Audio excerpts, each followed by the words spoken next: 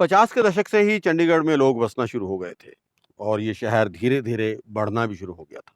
लेकिन कमाल की बात ये है कि करीब 40 साल तक, करीब 4 दशक तक यहाँ पर किसी किस्म की कोई लोकल बॉडी या कोई रिप्रेजेंटेटिव बॉडी नहीं थी। किसी तरह की नुमाइंदगी लोगों को यहाँ नहीं मिल रही थी। पहली बार चंडीगढ़ में चंडीगढ़ के वासियों को नुमाइंदगी तब मिली जब 1994 में यहाँ पर नगर निगम की स्थापना हुई। नगर निगम 1994 में स्थापित हो गया था, लेकिन 1996 में पहली बार चुनाव हुए और पहली बार नगर निगम में जनता के चुने हुए प्रतिनिधि पहुंचे।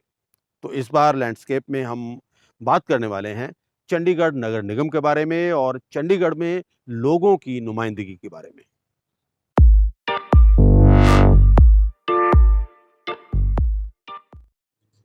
94 में जब पार्लियामेंट का लास्ट दिन था सेशन का, उस दिन हमारी दिल्ली में बात हुई पवन बंसल जी से कि अब समय आ गया है कि ये झगड़ा चलता रहेगा, जब फैसला होगा देखी जाएगी। यहाँ पर एक हमें इलेक्टेड बॉडी चाहिए जो थोड़ी बहुत नुमाइंदगी कम से कम हो। हालांकि कारपोरेशन इतनी पावरफुल बॉडी नहीं मानी जाती। और ये उस वक्त last day of the parliament ये बिल, प्राइवेट बिल की शक्ल में बंसल जी लेके इसको हमने पास किया था। उसका फ़ायदा ये हुआ कि हमें इसका ढांचा मिल गया, लेकिन थोड़ी अगर इसको और तैयारी के साथ करते तो अच्छा एक एक्ट भी मिल जाता।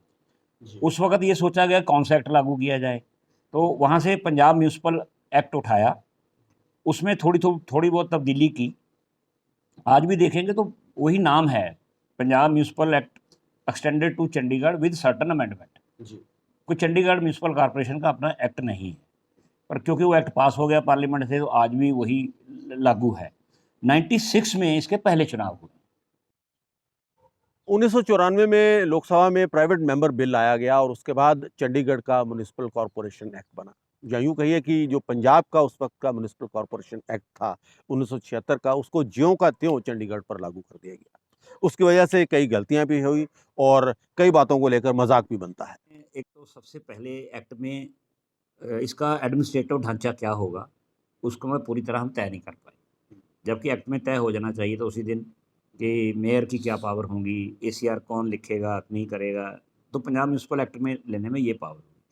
और जल्दबाजी में ये मैं किसी का नहीं करता, क्योंकि सिटिंग लास्ट थी और पास हर हालत में होना था, वरना ये लटक जाता और शायद आज तक ये कारपोरेशन बनती ना। तो जब पंजाब एक्ट वहाँ एज टोटल लागू कर दिया गया, शायद वहाँ अफसरों ने ध्यान ही नहीं किया कि पंजाब म्यूनिसिपल एक्ट के अंदर MLA is the ex officio member of the municipal corporation, जिस भी शहर की है। यहाँ भी वही कर दिया गया था कि एमएलए ही होगा, जबकि चंडीगढ़ में एमएलए की सीट ही नहीं थी। ये तो जब यहाँ लागू हो गया, बाद में हमने देखा कि भाई एमपी के यहाँ तो एमपी होना चाहिए, तो थोड़ी बात ही जल्दबाजी में ये कमियां रह गई। बहुत बड़ी कमी रही है कि इसका फ्यूचर में एडमिनिस्ट्रेटिव ढांचा कौन होगा। आज भी कारपोरेशन में जेई लेवल को छोड़कर या कुछ एसडीओ की अब हुई है, पोस्टें क्रिएट हुई हैं, वरना आज भी सारे के सारे अफसर, सारे के स्टाफ डेपुटेशन पे। वैसे ये बड़ी अचंभे की बात है कि चंडीगढ़ में 40 साल तक कोई रिप्रेजेंटेटिव बॉडी नहीं थी। कोई ऐसी बॉडी नहीं थी जिसमें लोग शामिल हों और पूरी तरह से यहाँ पर जो व्यवस्था थी, जो एडमिनिस्ट्रेशन थी, वो उसको ब्यूरोक्रेट्स चला रहे थे। क्या वजह रही, किस वजह से ऐसा नहीं हो पाया, ये देखते हैं।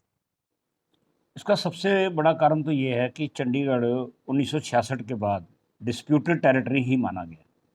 इस पे पंजाब और हरियाणा दोनों अपनी राजधानी का दावा करते थे। चंडीगढ़ के लोग इसको यूनियन टेरिटरी मानते थे। इस तरह ये झगड़े में चलते चलते ये परमानेंट यूटी का शेप नहीं ले पाई। चंडीगढ़ में नगर निगम बने हुए अब 25 साल पूरे होने जा रहे हैं। जल्दी ही चंडीगढ़ नगर निगम अपनी सिल्वर जुबली मनाएगा। हर 5 साल के बाद यहाँ पर इलेक्शंस भी होते हैं और काफ़ी काम भी चंडीगढ़ नगर निगम कर रहा है। लेकिन अभी भी जो जानकार लोग हैं, जो यहाँ के प्रबुद्ध नागरिक हैं, उनको ये लगता है कि जो डेमोक्रेसी उन्हें जो मिली है, जो अधिकार उन्हें वो मिला है, वो अभी भी आधा अधूरा अधिकार है। अभी भी यहाँ पर डेमोक्रेसी की कमी है और इसमें और इजाफा होना चाहिए। यहाँ पे हर 2-3 साल में ऑफिसर जाते हैं, चले जाते हैं। वो कई ऑफिसर्स को तो चंडीगढ़ के बारे में पूरा पता भी नहीं होता, क्योंकि जिस कैडर से वो ज़्यादातर आते हैं वो कैडर है नॉर्थ ईस्ट स्टेट का, गोवा का, पौंडीचेरी, सबका मिला के कॉमन कैडर है। तो कई बार होता है चंडीगढ़ में जो ऑफिसर आया बस नॉर्थ ईस्ट से आ रहा है, या असम से आ रहा है, या गोवा से आ रहा है, दमन दीव से आ रहा है, तो उनको पूरी जानकारी नहीं होती। और जहाँ पे कोई ऐसी कनेक्टेड ट्रांजिशनल रोल नहीं है जिसमें कि लोगों का ही कोई पब्लिक रिप्रेजेंटेटिव एक ऐसी बॉडी का पार्ट हो जो कि उनको चेंज ओवर जो ट्रांजिशनल वो स्मूथ होती रहे, वो जहाँ पे बहुत रुकी हुई है। और सबसे बड़ी दिक्कत महापौर के टेन्योर को लेकर है। चंडीगढ़ में मेयर सिर्फ 1 साल के लिए चुना जाता है और ये बात यहाँ के नागरिकों को, यहाँ के पॉलिटिशियंस को बहुत खलती है। जितने भी मेयर यहाँ पर रहे हैं, लगभग सभी ने यही कहा है कि 1 साल में जो वो करना चाहते थे, उसका वो एक कुछ प्रतिशत भी नहीं कर पाए। और हमेशा ये मांग रहती है कि चंडीगढ़ के महापौर के कार्यकाल को बढ़ाया जाए। वो किस तरह से बढ़ाया जाएगा, ये सवाल अभी तक बना हुआ है। सबसे बड़ी कमी यहाँ इसी कॉरपोरेशन में ये है कि 1 साल का मेयर और बिल्कुल नए लोग चुन के जाते हैं। बहुत को तो 2-4 महीने समझ ही नहीं आती। जब तक समझ आती है 6 महीने निकल जाते हैं और 6 महीने बाद ये लगता है कि काउंटडाउन शुरू हो जाता है। और उसका नतीजा ये निकलता है कि ब्यूरोक्रेसी हमेशा मेयर के ऑफिस के ऊपर हावी रही। होना तो ये चाहिए कि जो आदमी इलेक्ट होके गया है, मेयर हो, काउंसलर हो, उसके पास अधिकार हों। वो अधिकार नहीं है। मेरे टाइम में 2 पार्लियामेंट्री कमेटी आई थी। एक में सुषमा स्वराज जी आए थे उस वक़्त और दूसरे में तारिक अनवर जी आए थे। हमने पूरे हाउस से रेज़ोल्यूशन पास करके कि आगे इस म्युनिसिपल कॉर्पोरेशन में मेयर को, पार्षदों को टेन्योर हमने 2.5 साल की कर दी थी। हमने कहा चलिए 5 साल नहीं हो सकती, सबको रिप्रेजेंटेशन रिज़र्वेशन देनी है, तो 2.5 साल कर दी जाए। 7.5 साल का हो जाएगा, एक कि 5 साल में 2 कैटेगरी आ जाएगी। आज भी ज़रूरत महसूस की जा रही है। आज जाने वाला मेयर का आज भी बयान देखो अखबारों में यही है कि मेयर की टेन्योर 5 साल होनी चाहिए। सबसे ज़्यादा जो हमें लग रहा है ये इस कॉरपोरेशन का पूरी कार्यशैली को पूरी 100% एफिशिएंटली काम नहीं करने का जो मेन कारण है जहाँ हर साल ही एक मेयर बदल जाता है। तो हम देखते हैं पिछले लास्ट के 6 महीने तो वो मेयर अपनी कन्वेंसिंग में लग जाता है कि अगले मेयर ने किसने बनना है, और जो पहला 6 महीने आते हैं नए साल के वो उसमें थैंक्स गिविंग में लगा रहता है। तो हमारा जो डेवलपमेंट का एजेंडा वो सफ़र कर जाता है। बहुत सी हिंदुस्तान की कॉरपोरेशन में कमिश्नर की एसीआर लिखने की पावर मेयर के पास है, चंडीगढ़ में नहीं है।